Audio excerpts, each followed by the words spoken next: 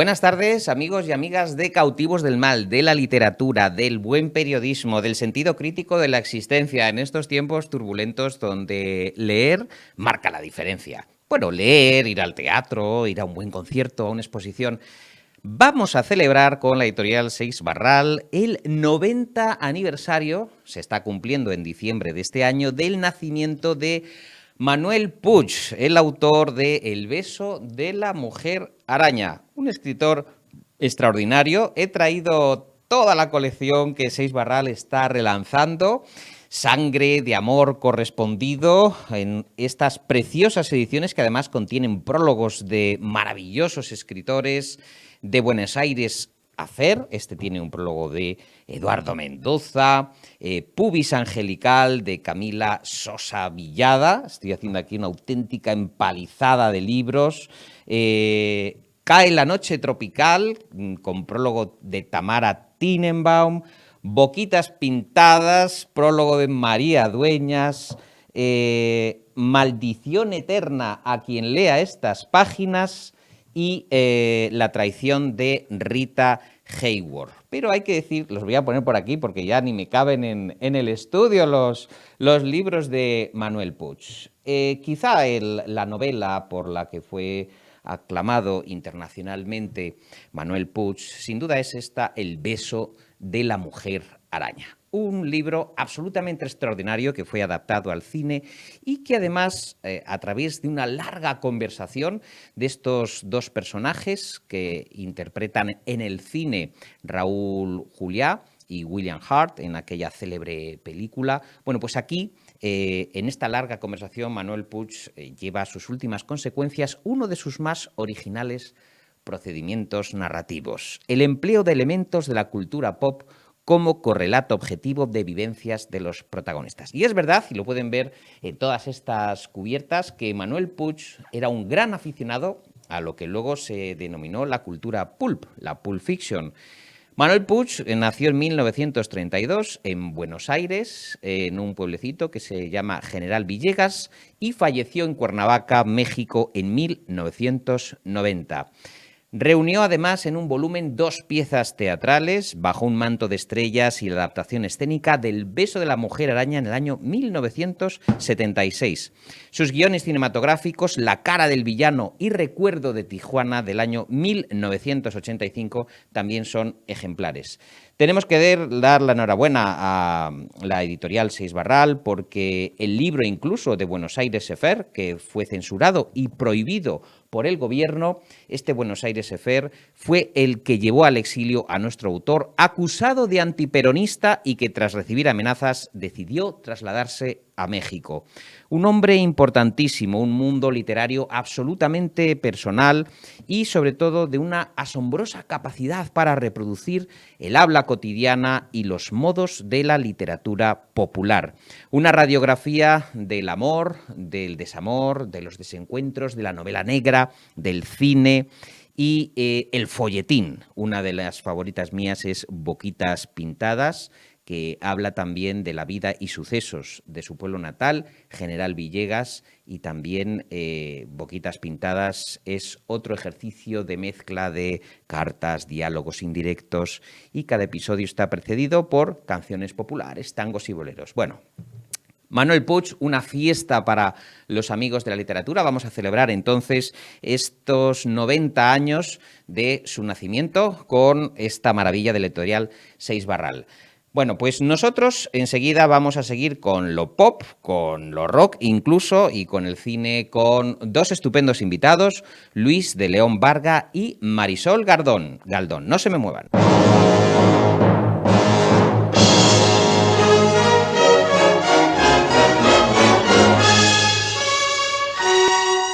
Buenas tardes, empezamos ya con nuestro primer invitado, un periodista y escritor que ha conocido de primera mano todo el mundo de los influencers, o podríamos decir los predecesores de los actuales influencers. Fashion victims, golfos, gente de mal vivir, pues todo esto aparece recopilado en Narcisistas contemporáneos de Luis de León Varga en Fórcola. Luis, bienvenido a Cautivos del Mal. Muchas gracias, David, por Bueno, traerme al programa. esto de los narcisistas de las redes sociales no es una cosa nueva y de hecho muchos de los lectores, las reacciones que están teniendo, es que sorprende que efectivamente es un invento que viene de los años 60 incluso. Evidentemente, los narcisistas tienen una historia, bueno, no diríamos muy larga, pero bastante, ¿no? Son antes de las redes sociales. Lo que pasa con las redes sociales es la explosión del narcisismo, ¿no? Porque todos tenemos que decir lo bueno, lo guapo, lo listos que somos, ¿no? Pero sí hubo antes toda una serie de gente que también, aunque no había redes sociales, utilizaron otros medios para dar salida a su narcisismo. En este libro de narcisistas contemporáneos, Luis de León Varga agrupa a una serie de personajes como los playboys, las groupies y lo que él llama las nocturnidades, porque en torno al fenómeno de los grandes grupos del rock y del pop aparecen en torno a estos dioses del Olimpo musical una serie de personas que van, digamos, asociándose a ellos, siguiéndoles en sus giras, incluso teniendo relaciones íntimas y convirtiéndose incluso en sus parejas. Bueno, parejas permanentes Bueno, no. no permanentes, pero por lo menos por lo menos temporales, una ¿no? noche temporal sí. Sí, evidentemente la figura de la groupie es una figura que, bueno, que estuvo muy extendida y era un narcisismo vicario, en el sentido de que lo que buscaban era un reconocimiento en base a con quién estaban, con quién se acostaban y con quién pasaban la noche. No es lo mismo acostarse con Mike Jagger que con Pepe González, sintiéndolo mucho por Pepe González. Ahí vemos a Keith Richards, también los Rolling Stones aparecen narcisistas contemporáneos, Luis. Bueno, la fama precedía a estos grandes. Sí, evidentemente, porque además vendían muchos más discos, ¿no? O sea, cuanto más groupies tuvieras y con cuantas más chicas te acostaras, pues también, ¿no? Creo que no sé quién decía que era Frank Zappa, que en Los Ángeles si tenías pues como 15 o 20 groupies, como que vendías 15.000 discos más, ¿no? Entonces, bueno, se mezclaba un poco todo, ¿no? Entonces, pues bueno, era un motivo de satisfacción, ¿no? Ahí estamos viendo también algún momento muy interesante donde las groupies incluso dan el salto al mundo de las artes plásticas y son capaces de reproducir el miembro viril de su ídolo. Acabamos de ver en concreto una de esas imágenes icónicas. Todo este furor, en este caso es la artista Cynthia Plaster-Caster, que recurrió a la escultura para dar cuenta de aquellos años, inmortalizando en yeso el pene de Jimi Hendrix y de otros músicos que se prestaron al molde. Tú imagínate, en estos tiempos, Luis, de lo políticamente correcto, lo que supondría este tipo de escultura. Bueno, sería totalmente imposible, eso de entrada, pero conviene decir una cosa que me parece interesante en el caso de Cintia y sus amigas, porque eran varias, que era un trabajo profesional. Ellas llevaban un maletín, entonces actuaban tres y con el yeso, con toda una serie de cuestiones, porque claro, no era fácil. Y luego, claro, evidentemente primero había que hacer una felación, porque claro, esto había que hacerlo un poco. Tenía que ser realista. Hacerse realista. Claro, el arte, ¿no? El arte. El arte realista. Bueno, lo dejaremos ahí. Claro. Fíjate, porque en el libro Luis de León Varga, que además es descendiente de una estirpe de periodistas, de narradores, de raconteurs, Corpus Varga, aquel mítico escritor que recorría las calles y realizó un retrato de la bohemia madrileña. Bueno, pues Luis sigue en esa estirpe, él además es un gran escritor y le interesa sobre todo ese mundo marginal en el que, no sé, pues Pamela Desbarn o Catherine James accedieron, Luis, cuéntanos un poco, a esos ídolos del rock, porque cada una tenía su método. Sí, bueno, no era nada fácil porque había mucha competencia y tenías que acceder, tenías que conocerlo, ¿no? Y entonces, bueno, esto era fundamentalmente en conciertos y hoteles y estos grupos que eran ultra famosos tenían guardias de seguridad, en fin, no era nada fácil acceder a estas figuras, ¿no? Pero ellas tenían todo un sistema y se conocían mucho, ¿no? Utilizaban también otras cuestiones, como por ejemplo podrían ser las drogas también, ¿no? Y estos grupos de rock, de alguna manera, no todo era sexo, ¿no? O sea, también las consideraban como una especie de, bueno, de chicas de compañía, como decía Keith Richards, pues como enfermeras de la Cruz Roja, ¿no? Hay que darse cuenta que también estos ídolos musicales pues hacían giras de meses, cambiaban de ciudad un día para otro, entonces eso era agotador, cansado, ¿no? Y entonces pues les resultaba de alguna manera cómodo porque ellas también ofrecían otra serie de cuestiones, ¿no? Entonces era como una especie de servicios variados, ¿eh? No era solo una cuestión sexual. Incluso podríamos hablar, fíjate Luis, qué interesante, de mujeres verdaderamente libres en un momento en que el feminismo no estaba sentado como ahora.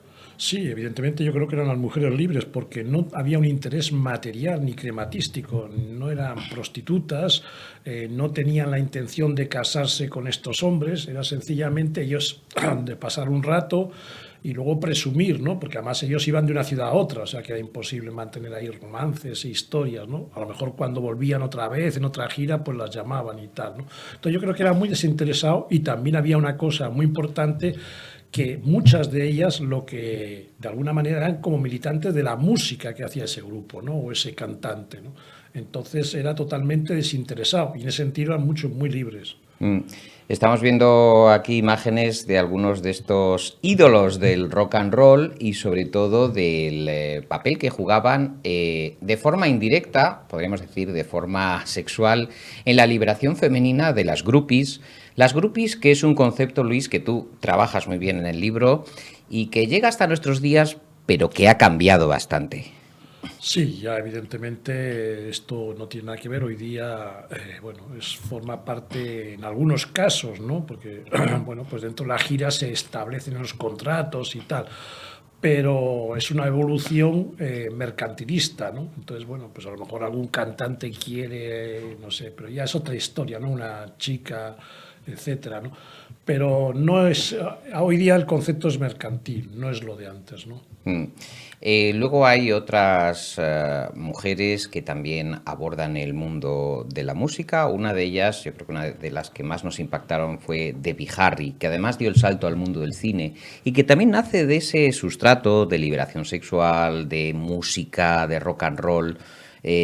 Bueno, que en algunos de nosotros pues produce cierta nostalgia porque el María de Debbie Harry yo creo que es un canto también extraordinario de esa época. Sí, sí, además ella ya ahí empieza a cambiar, o sea, además el asunto de las groupies, de alguna manera estas mujeres ya eran, ellas tenían sus groupies masculinos, hombres, o sea, y Debbie Harry pues se encuentra justo en el intermedio, ¿no? A las finales de los años 70, 80, es una mujer con mucho carácter, muy fuerte, y tuvo una vida también extraordinaria y de alguna manera pues son ellas ya que empiezan a tomar el mando de estas historias y bueno, se rodean de todo lo que necesitan y entre ellos pues a lo mejor hombres, ¿no? Como fue en este caso. Qué interesante la convergencia entre lo que es una admiradora, una fan, que luego puede dar el salto al mundo de las artes, al mundo profesional, ¿no? Que esto es muy interesante. Dice también Luis de León Varga, por ejemplo, que junto al fenómeno de las groupies se produce el fenómeno de los playboys, narcisistas extremos, que sobre una montaña de hedonismo van consiguiendo posicionarse, situarse en el mundo de la socialité. El fenómeno del Playboy, en alguno de los casos, como recoge Luis Porfirio Rubirosa, que inspira al mismísimo James Bond. Pues sí, Porfirio Rubirosa fue el Playboy por excelencia, es la figura mítica, ¿no?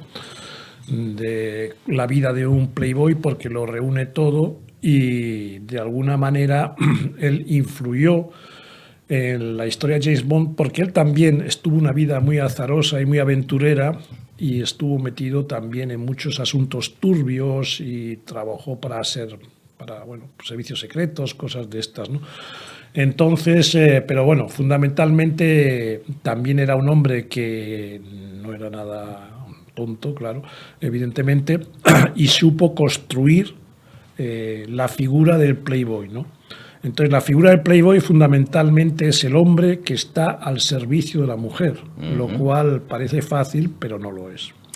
Interesante en este volumen cómo el Playboy, dice Luis de León Varga, es una evolución del mito de Don Juan. Pero además un Don Juan al servicio de los nuevos estatus que rigen la economía mundial, un hombre extraordinariamente hábil para los negocios y para dar lo que se conoce desde hace mucho tiempo como el braguetazo. Sí, evidentemente, aquí ya sí hay una historia de interés y, lógicamente, la bolsa o la fama, ¿no? Porque la fama también cuenta, ¿no? Pero fundamentalmente la bolsa, ¿no? Y en el caso de Porfirio Rubirosa, pues ahí donde ponía el ojo, salvo en la última mujer, pues estaba también el dinero, ¿no? Y además tenía la habilidad o tenía la costumbre de, cuando llegaba la hora de separarse, pues de saber rematar bien la faena con unas buenas separaciones, ¿no? Desde un punto de vista monetario, ¿no? Entonces también es una parte, era un negocio, ¿no? Entonces, en todos los playboys de los años 60, 50 y principios 70 también es un negocio, ¿no? Bueno, interesante también lo que cuenta Luis de León Varga, que como realmente el Playboy lo que tiene que hacer es correr a contarlo a los medios de comunicación para que esa figura del Playboy quede fijada en la prensa. Es decir, no solamente ejercer de narcisista contemporáneo, sino contarlo. Evidentemente, claro, el narcisismo hoy lo contamos en las redes sociales, no todo lo bueno que hacemos y todo lo que no hacemos, eso no lo contamos. Entonces, en el caso de los Playboys, claro, no había redes sociales, pero estaban atendidos por la prensa rosa, la prensa del corazón, que tenía mucha pujanza, todas las revistas, y evidentemente pues vivían de ello, ¿no? De contarlo, de cuando tenían un asunto con alguna señora, cuando se casaban, lo que hacían, cuando iban de vacaciones o cuando venían. Entonces era clave, porque esa es la historia del narcisista, ¿no? El valor te lo tiene que dar alguien, ¿no? Y en este caso la prensa rosa, ¿no? Que lo jaleaban y lo ensalzaban. Acabamos de ver imágenes de Gunter Sachs, que fue uno de los playboys por excelencia junto a la maravillosa Brigitte Bardot. Y el caso es que el Cuché, las revistas de la época, estaban muy implicadas, sabiendo de la golfería, sabiendo de la escasa moral de estos personajes, pero de alguna forma, Luis, nosotros también éramos responsables, la prensa, de encumbrar a estos personajes. Bueno, tú ya sabes bien que la prensa, pues como cualquier trabajo, tiene que vender ejemplares, ¿no? Entonces, igual que hoy día, pues pues gusta a lo mejor más ver a Jennifer López con un sucinto traje y estas cosas y sus líos y tal.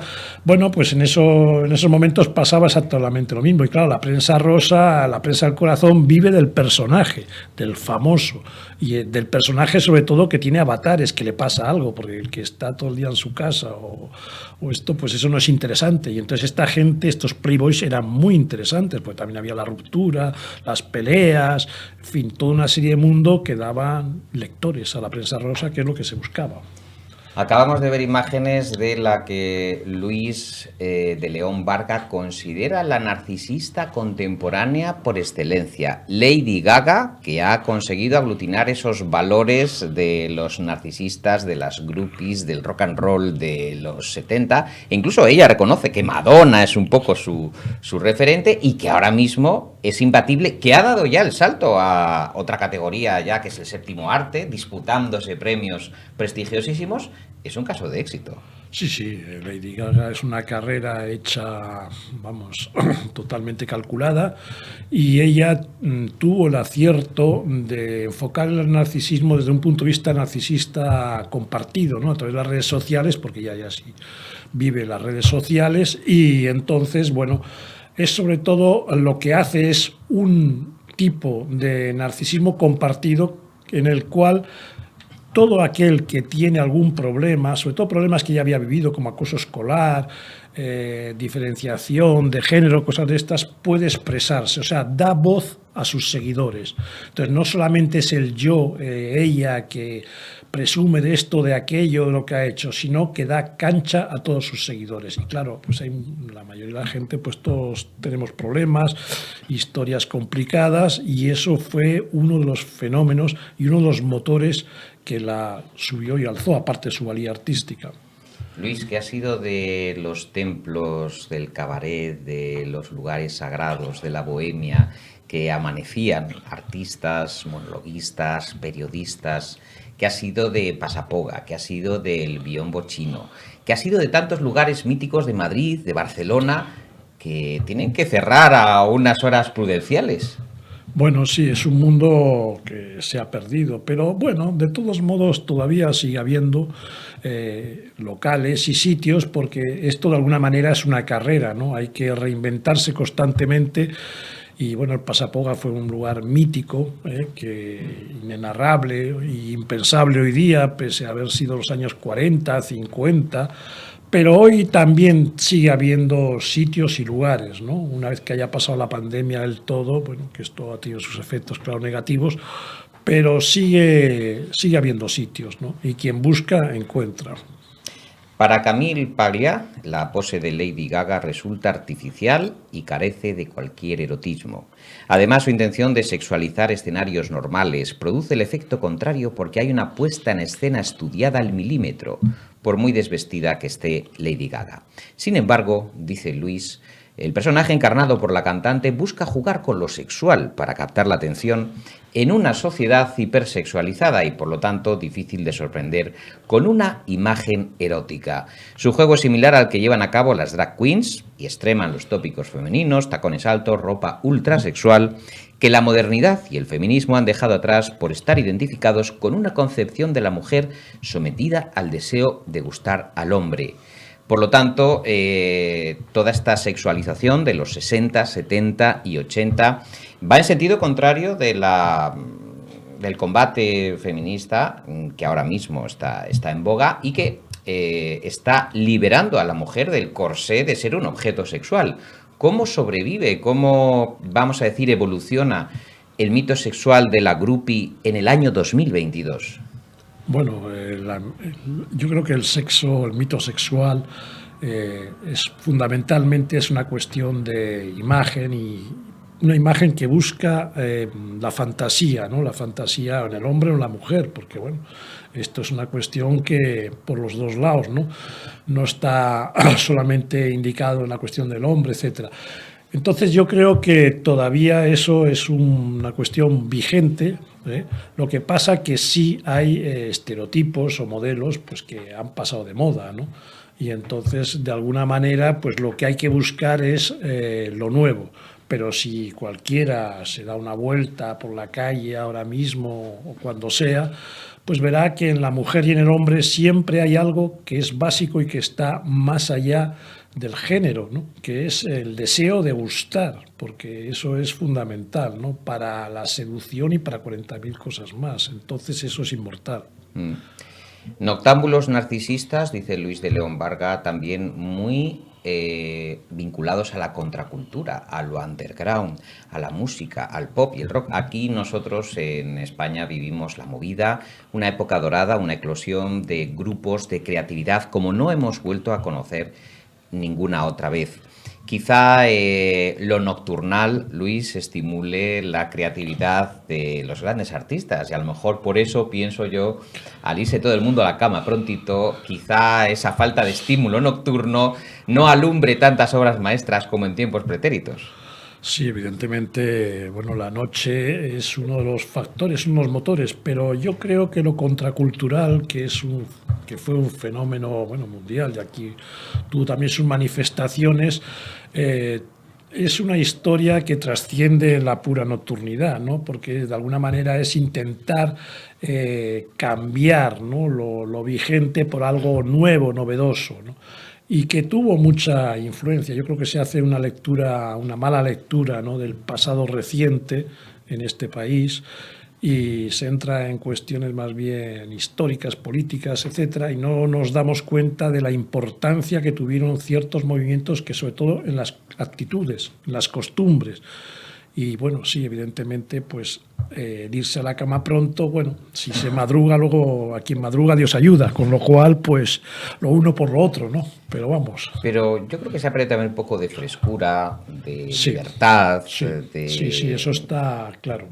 Ahora el imperio de lo políticamente correcto. Tú imagínate las letras de las canciones, las poses. No, es una dictadura, estamos en una dictadura, lo políticamente correcto, eso está claro. Que incluso sanciona la ironía, es decir, cuando tú trabajas incluso a favor de valores actuales y que te pueden malinterpretar. Exacto, no, yo estoy de acuerdo que en estos momentos, pues claro, eso es terrorífico, ¿no? Porque lo políticamente correcto impone una dictadura y una visión única, ¿no?, de todas las cuestiones, y la verdad es que en el mundo hay multiplicidad de visiones, no puede haber una visión única, ¿no?, porque depende siempre del lugar en el cual uno se coloca, ¿no? Es aquello de la verdad, depende de dónde uno esté y tal. Entonces, de alguna manera, pues eso, claro, no contribuye, ¿no? Y se ve un poco en la creatividad de hoy día, en la creatividad en cualquier arte, en cualquier tipo, ¿no? Bueno, yo creo que deja un poco, sobre todo, cuestiones de experimentalismo, de ver, de intentar, de curiosear y tal, ¿no? Y es un poco bastante uniforme, ¿no?, en general. Las nuevas inquisiciones, Luis. Pues sí, las nuevas inquisiciones, con esas hay que luchar. Inquisiciones de derechas, inquisiciones de izquierdas, inquisiciones sí, de todo signo, además. Esto no es una cuestión. Es uniforme a todo. Esto no es una cuestión de izquierdas derechas, es una cuestión universal, y bueno, yo creo que hace falta ser independiente, tener una visión propia y saber, pese a lo duro que es, pues llevar una navegación personal, ¿no? Dice Luis de León Varga, fue el guitarrista de los Rolling Stones, Keith Richards, quien escribió en sus memorias que las groupies lo único que deseaban era sumar el nombre de una estrella del rock a su ranking de conquistas amatorias. Entonces repasaban con el dedo la lista de sus amantes para acordarse de quién les faltaba por seducir. Con este ya estuve. Este otro me falta. Ahora se cuentan los likes y los comentarios que tenemos en las redes sociales. Un libro nostálgico extraordinariamente documentado que recupera el mundo de los playboys y de las groupies de Luis de León Varga, narcisistas contemporáneos, en la editorial Fórcola, con prólogo de Amelia Pérez de Villar. Un volumen exquisito, como exquisita ha sido esta charla, querido amigo. Un placer tenerte en Cautivos del Mal, que vendas muchos. Muchas gracias. Y a ver si la gente se anima pues sí, a rebelarse un poco. Exacto. Pues muchas gracias a todos y a vosotros.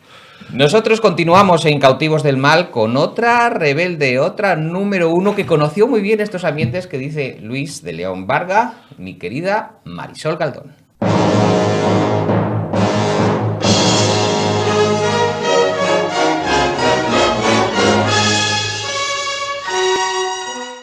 Continuamos en Cautivos del Mal con nuestra siguiente invitada, que ya les anunciaba, Marisol Galdón, comunicadora, periodista, escritora, una fuerza desatada de la naturaleza de la comunicación, del buen periodismo, de los buenos programas. Acuérdense de Plastic, aquel programa que era vanguardista y que reunía todas las tendencias peligrosamente juntas. Tantos programas que ella estuvo en el prime time en los años 80 y que vamos a hablar de ella, de todo este tema, pero también de su faceta como escritora.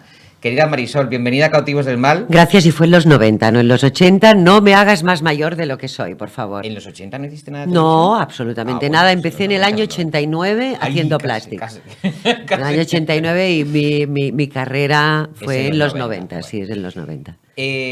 Estás aquí... Tuve la suerte, perdona, porque quiero decir, la cultura en estos momentos no interesa a nadie, excepto aquí.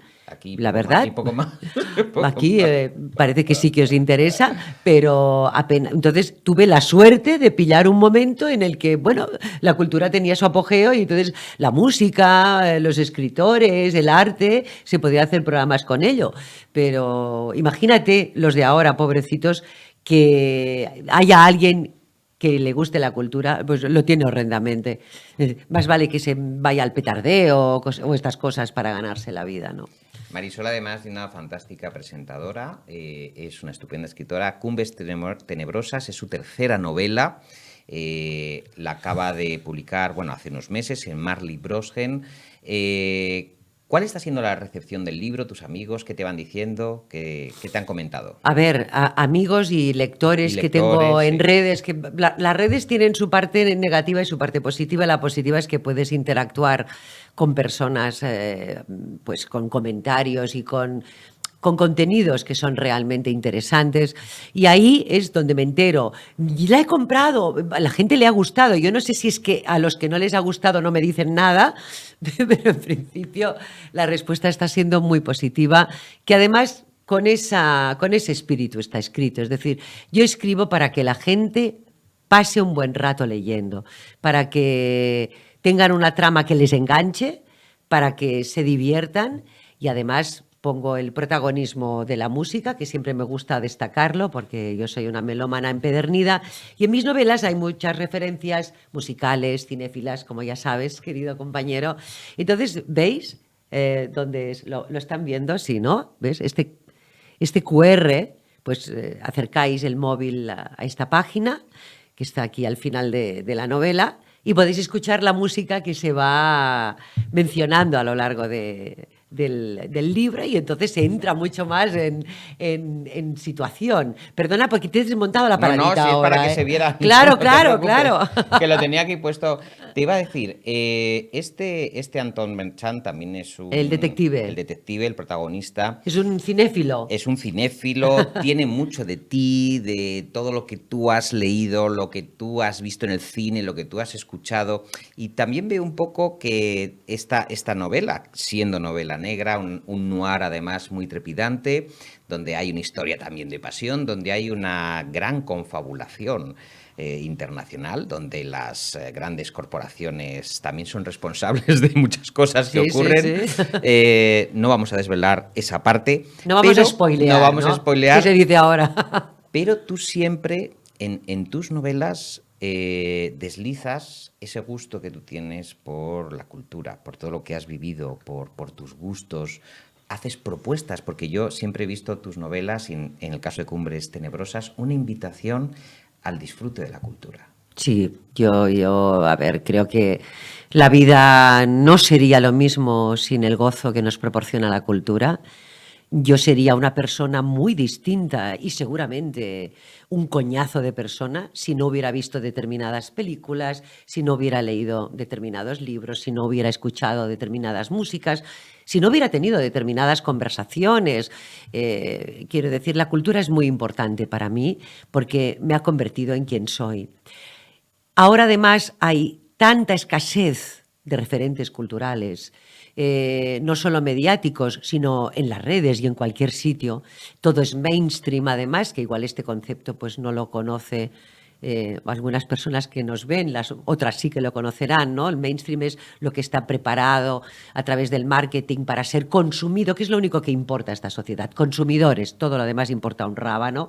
Entonces la cultura es muy importante porque pues aúna el arte con la sensibilidad, la imaginación, la creatividad. Entonces es estimulante. Yo creo que es lo más estimulante, aparte del sexo, lo más estimulante que hay en este mundo es cuando tú coges un libro y te pones a leer. Piensa que es algo que solo haces tú en ese momento. Es algo mágico. Cómo unas palabras escritas en una página en blanco pueden reproducir en tu imaginación unas imágenes que te pueden dejar absolutamente flipando, o cómo puedes, con una escucha de determinadas canciones o de determinados temas musicales, elevarte a unas cotas de excelencia, de magia, que jamás podías haber imaginado, ¿no? Entonces, es la cultura muy importante, y no solo Anton Merchant tiene cosas de mí, lógicamente. Quien escribe soy yo, entonces pues hay otros personajes que también introducen incursiones de música o de cine. Sobre todo es eso, como yo soy, ya sabes, muy cinéfila y muy melómana, además una gran conocedora porque yo en realidad, David, lo que quería ser era directora de cine. Quiero decir, yo empecé a estudiar la carrera Ciencias de la Comunicación, cuando yo la estudié era Ciencias de la Información, porque yo quería ser directora de cine, pero bueno, luego la realidad me fue llevando por otros lados y tal. Y bueno, pues lo gozo viéndolo y escribo también sobre él, ¿no? Hay una fatalidad muy propia del noir, porque Marisol ha leído mucho detective hard-boiled, detective cocido a ese fuego intenso. Esta forma de contar que viene de tus muchas lecturas y esa fatalidad. Hablamos de Anton Marchand y de Henri Lasucia, donde recoges ese lumpen, ese universo violento, desgarrado, pasional y muy también contestatario, ¿no? En un mundo donde todo está ordenado, todo está segmentado, todo está calificado de algo y tú explotas, ¿no? Son personajes muy libres. Sí, y además me gustan las mujeres fuertes. Henri Lasucia en esta novela es una agente de la Interpol, Europol, ¿no? Para una unidad que aúna ambas fuerzas policiales y es un poco el contrapeso de Anton Marchand, puesto que mi detective es hombre. Y en la novela anterior, en Psicoputa, pues pasó lo mismo. En aquella ocasión era una policía de Madrid, de la Policía Nacional Española. Mira, ahí está. ¡Qué maravilla! Ahí está mi Psicoputa.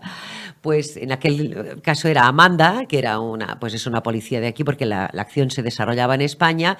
Y la primera novela, Mátame, me salió mucho más masculina. Realmente eran dos personajes que se perseguían mutuamente y que tenían, ahí está, Mátame. Es una novela, realmente Mátame es la novela, es la típica primera novela que escribes, típica quiero decir, pues escrita en pasado, con el narrador que lo escribe todo en tercera persona. En cambio, en Psicoputa experimenté un placer dejando que cada personaje hablara directamente con el lector. Eso me permitía ser mucho más directa, mucho más fresca y mucho más dinámica.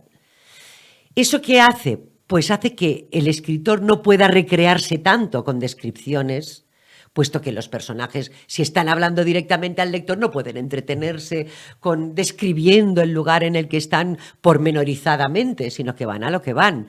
Entonces me gustó y he seguido esa técnica en Cumbres Tenebrosas. También me ha proporcionado a mí pues más satisfacción, ¿no? Más reto a la hora de escribir, porque coger un narrador que lo escribe todo en pasado es el típico libro. Entonces me apetece hacer cosas un poco distintas y atrapar al lector de otras maneras, ¿no? Jugar un poco. He apretado el gatillo de la memoria a bocajarro sobre mi lóbulo temporal y la bala de su recuerdo permanece en la recámara, inalterable, desafiante, dispuesta a acribillar mi mente al menor descuido. Su influjo me acosó durante mucho tiempo, asaltaba mi cerebro y lo excitaba con una habilidad erótica, casi pornográfica. Penetraba en el cuarto oscuro de mi subconsciente y me manejaba a su antojo. Era una sensación psicológica, lubricante y adictiva, de la que me fui desenganchando sin cita previa, al nutrir mi sensualidad con placeres más amables y accesibles. Ahora vuelve a mí y compruebo que esa sensación no ha caducado, a pesar de los años transcurridos, casi 10. Bueno, no está mal, ¿no? No está nada mal. Este es el inicio, lo que se ha leído, David, sí. También tenemos ahí el antagonista, Tim Ryan. Exacto. ¿No? Tim Ryan sale en Mátame. Es un personaje que me sale un poco por rendir un homenaje a Patricia Highsmith, incluso tiene las mismas iniciales que su Tom Ripley, Tim Ryan. Y bueno, estoy spoileando ahora, pero claro, lógicamente en Mátame, pues lógicamente si sale en la tercera, pues es que en Mátame se sale con la suya, ¿no? Bueno, entonces en esta tercera, en la primera novela, perdónate que salto un poco, Mátame, Anton Marchand sale un poco de manera accidental. Ahí los que llevan la batuta son Tim Ryan y su oponente. Pero luego Anton Merchant ha ido quedando más como referente de detectivesco para mis otras novelas. Y en esta tercera, de manera accidental totalmente, se reencuentra con su némesis Tim Ryan, que se le escapó en la primera novela. No os voy a desvelar lo que sucede aquí. Si consigue atraparlo o no, eso ya lo tendréis que leer para averiguarlo. Pero bueno, eso me gustó eso. ¿Te ha gustado a ti eso? A mí me ha encantado porque además Cumbres Tenebrosas tiene un trasfondo para aquellos que quieran ir más allá, que quieran profundizar en, vamos a decir, una lectura o una segunda o tercera lectura de la novela de Marisol Galdón. Ella también se ha aproximado a la corrupción de grandes corporaciones, los destinos de la humanidad regidos incluso a través del crimen o de métodos absolutamente heterodoxos para conquistar parcelas de poder, dominar el ambiente económico, las redes de la información, los movimientos comerciales mundiales, y aquí efectivamente hay un vínculo que tú analizas muy bien en la novela. Y un vínculo de corrupción policial. De corrupción policial. También, lógicamente, ¿no? Y además que están en la sombra. Quiero decir que son gente aparentemente respetable. Sí. Pues personas de las que no sospecharía nadie, ¿no? Así, altos ejecutivos. Exactamente. Grandes mandatarios de esas grandes corporaciones. Y bueno, realmente vemos todo lo podrido que hay detrás de esas fachadas que tenemos hoy en día. Ese mundo del que hablabais antes con Luis, ese mundo que es totalmente ficticio. Uh-huh. Un mundo ficticio además que... Un mundo ficticio que es todo pantalla, es todo superficial y no tiene nada que ver con lo que en realidad les está sucediendo a esas personas. Alguien puede estar colgando aquí un modelito no sé qué, me estoy comiendo un pitipindi pitipam en no sé dónde, tal, y resulta que cuando se levantan de esa mesa, pues están viviendo un sufrimiento increíble con otros temas. Pero es lo terrible que vivimos, el postureo, el famoso postureo que vivimos hoy en día, esa obligatoriedad de esa felicidad ficticia, de ese poderío, de ese deslumbrar constantemente, que además está generando problemas psicológicos, sobre todo en los más jóvenes, porque los más jóvenes pues, son personas más vulnerables, todavía no tienen su parte emocional desarrollada y claro, ven ahí pues lo feliz que es las personas, cómo se lo están montando. No hagáis caso de todo esto. Yo el mes que viene voy a dar un curso de comunicación para la empresa Bureau Veritas, me han contratado para dar... Es un curso taller, porque a mí me gusta también experimentar, y vamos a hablar bastante de esto porque en ese sentido está haciendo mucho daño.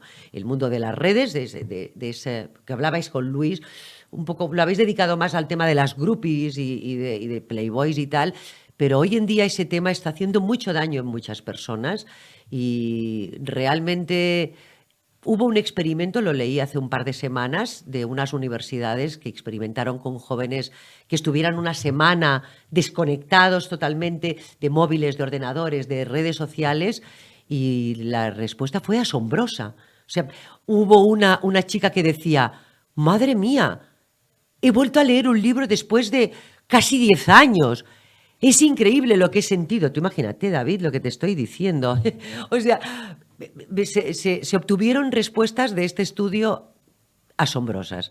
Entonces, bueno, vamos a seguir viviendo en este planeta que ya no sabemos lo que es real, lo que no es real, pero hay que ir con mucha cautela, para, sobre todo, no dejar de ser uno mismo, David, porque la vida solo se vive una vez.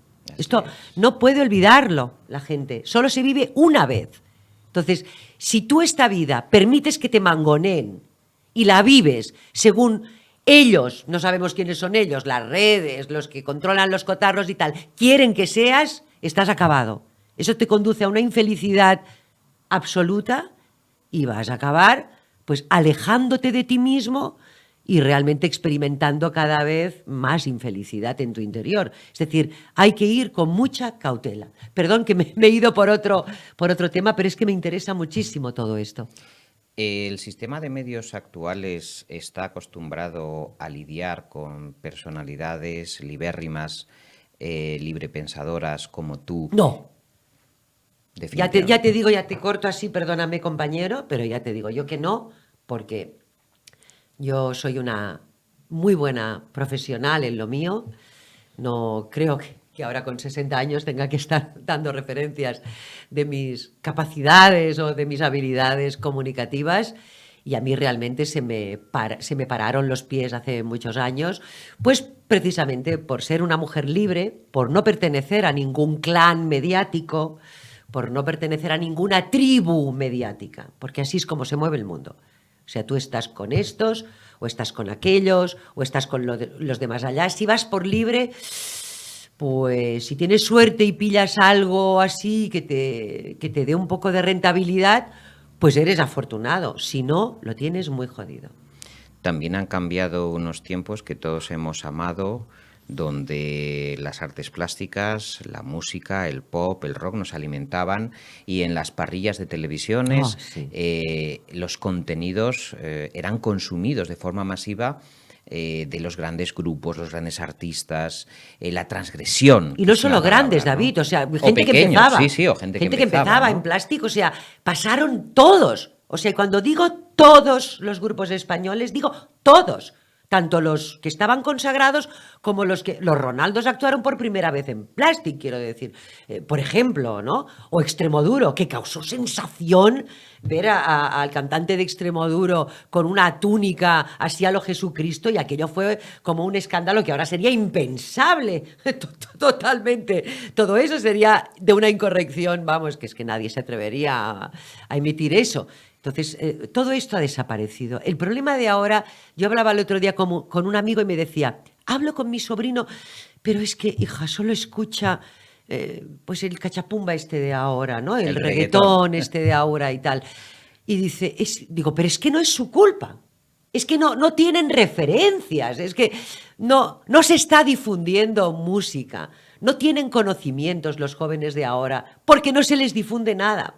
Tú antes ponías la televisión y no solo había actuaciones musicales en prácticamente todos los programas, sino que había entrevistas. La gente hablaba. Es que ya los jóvenes de ahora es que no saben ni escuchar, porque además está el famoso este de pasar con el dedo, que tiene un nombre que me perdonaréis, pero no recuerdo. Entonces, captar como más de 10 segundos tu atención ya es como un milagro, ¿no? Es decir, entonces no escuchan, no, todo es como rápido, ya, venga, se termina, vamos a otra cosa, y otra. Es como, Dios mío, es un mareo, ¿no? Y en realidad no se profundiza en nada. Entonces, caramba, cuando yo veía a fondo con ese Joaquín Soler Serrano, esas entrevistas, eso era el arte de entrevistar, porque Joaquín Soler Serrano, cualquiera se lo puede buscar en YouTube, el programa A Fondo. Que era una réplica de los apóstrofes de Bernard Pivot. Sí, que era pero una réplica. ¿No? Bueno, no era una réplica no es la palabra que seguía correcta. El modelo, vamos a decir. Bueno, él hacía entrevistas en profundidad, sí. Pero a personas de la más variada índole. O sea, te podía entrevistar a Ennio Morricone, a Octavio Paz, a Borges, a Dalí. A Delibes, a Umbral. A quien fuera, ¿sabes? Es decir, pero con una gracia, con un salero. Eso eran entrevistas. Y ahora se nos ha muerto Quintero. Madre mía. Quiero decir que, claro, estamos hablando de la comunicación en estado puro y en estado totalmente original.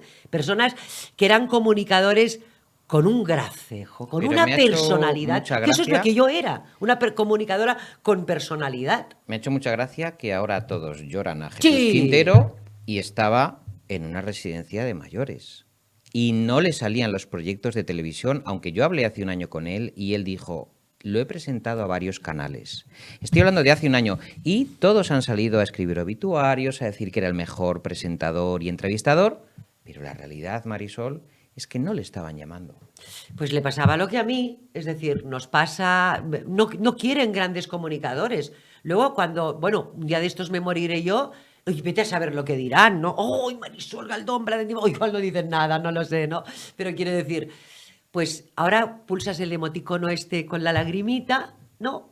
Ya está, ya has quedado bien. Y ¡ay, qué pena! Yo lo puse en los enlaces que puse realmente me entristeció que se muriera un referente absoluto como era Jesús Quintero, pero sobre todo, pues que la mayoría de gente que le estaba reivindicando en esos momentos sería incapaz de ver entera una entrevista de Jesús Quintero, de gozar de sus silencios, que hizo un arte de los silencios, porque parece que los silencios en el mundo de la comunicación es como que están prohibidos, ¿no? Y él hizo un arte de eso, de ese escuchar, de ese dejar que el tiempo fluyera en un plató. Eso era maravilloso. Entonces, Paloma Concejero, que es una compañera nuestra que fue directora de 80 durante varios años, escribió una cosa en Facebook, yo se la leí en Facebook, que me gustó mucho sobre Quintero, que decía: olvidado totalmente de los medios y hoy protagonista mediático.